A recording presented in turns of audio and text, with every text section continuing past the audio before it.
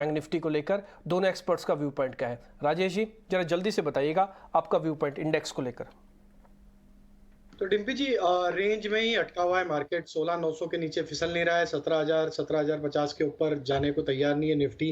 तो एक रेंज में ही फंसा हुआ है। और जिस तरीके के डेटा भी बने, अब हमें लगता है कि एक्सपायरी में हम एक्सपेक्ट कर रहे थे कि 17,100 200 की तरफ एक बार अटेम्प्ट जरूर करेगा, लेकिन जिस तरीके से कॉल राइटिंग यहाँ पे 17,000 और 17,100 की स्ट्राइक पे आज भी ऐड होते हुए दिखी है, तो लगता है कि एक्सपायरी एक म्यूटेड ही रहेगी और मार्केट एक टाइट रेंज में ट्रेड करेगा। तो 16,900 के आसपास अगर निफ्टी आती है तो वहाँ छोटा बाय पोजीशन बनाया जा सकता है। स्टॉप लॉस रखें वहाँ पे करीब 16,850 का, और 17,000 और 17,050 के पास निफ्टी जाता है तो वहाँ पे प्रॉफिट भी बुक करें।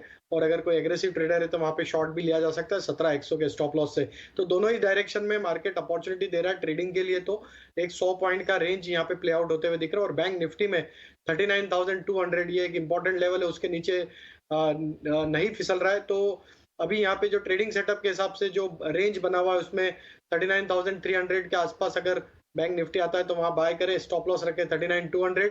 और अपसाइड में 39,700 एक मेजर हर्डल है, उसके आसपास अपनी पोजीशन से एग्जिट भी करें। और एग्रेसिव ट्रेडर वहां शॉर्ट भी इनिशिएट कर सकते हैं 39,850 के स्टॉप लॉस से। तो दोनों इंडेक्स में एक रेंज में ही हमें लगता है ट्रेड होते रहेंगे और एक्सपायरी भी एक म्यूटेड ही होते हुए दिखती है। तो म्यूटेड एक्सपायरी होगी और मार्केट भी जो पिछले काफी समय से चला आ रहा है रेंज बाउंड ही रहेगा, ये है व्यू इंडेक्सेस पर। ध्वनि, अब आपसे समझना चाहेंगे स्टॉक स्पेसिफिक आइडियाज आप फिर आज के लिए क्या होंगे आपकी तरफ से। जी बिल्कुल, गुड आफ्टरनून। मेरी तरफ से जैसे हमने ऑलरेडी डिस्कस करा कि मार्केट एक रेंज बाउंड मूव लेके चल रहा है, तो इंडेक्स पे मेरा यहाँ पे कोई भी या बुलिश या बेरिश साइड का व्यू नहीं बन रहा है। फ्राइडे का रेंज ब्रेक होना दोनों में ही बहुत जरूरी है, निफ्टी और बैंक निफ्टी। इसीलिए मेरी तरफ से जो दोनों कॉल्स रहेगी, एक बाय की कॉल है, एक सेल की कॉल है। बाय में यहाँ पे शैफलर है। शैफलर में हम देख रहे हैं कि ओवरऑल जो मार्केट इसका स्ट्रक्चर बन रहा है, तो हमें नीचे की तरफ में इसने एक जो मूव दिया था उसके ब्रेकआउट लेवल को वापस से रीटेस्ट करा है, और वहां से हमने 3 दिन में लगातार इसके अंदर एक बाइंग एक्शन दिखा है। तो करंट लेवल से शैफलर में बाय का रिकमेंडेशन रहेगा। आप उसमें ऊपर की तरफ का जो टारगेट रहेगा तो 2940 का टारगेट बनता है। स्टॉप लॉस जो आपको मेंटेन करना है तो 2770 का है।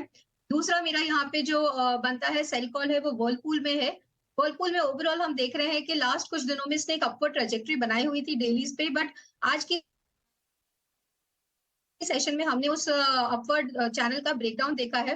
तो करंट लेवल से वर्लपूल के अंदर सेल की रिकमेंडेशन बनती है। जो अपवर्ड ट्रेजेक्टरी बनाई थी वो 70 पॉइंट्स की एक रेंज बनाई थी, उसी को हम नीचे की तरफ टारगेट लेके चल रहे हैं। तो करंट लेवल से आपको वर्लपूल में सेल करना है। आपका जो स्टॉप लॉस है इसके अंदर 1335 का रह रहा है, और जो टारगेट बनता है वो 1225 का है।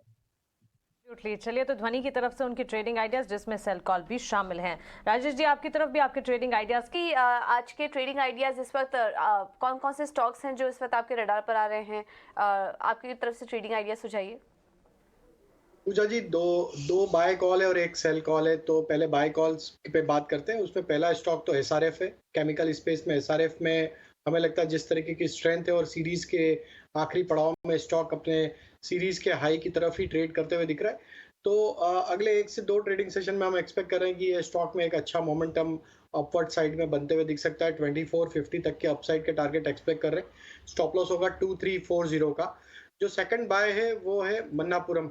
मन्नापुरम में देखें तो पिछले कुछ दिनों में लोअर साइड से एक अच्छी रिकवरी का ट्रेड यहाँ पे बनते हुए दिखा। वीकली सेटअप पे भी स्टॉक में एक स्ट्रेंथ यहाँ पे लौटते हुए दिखी है।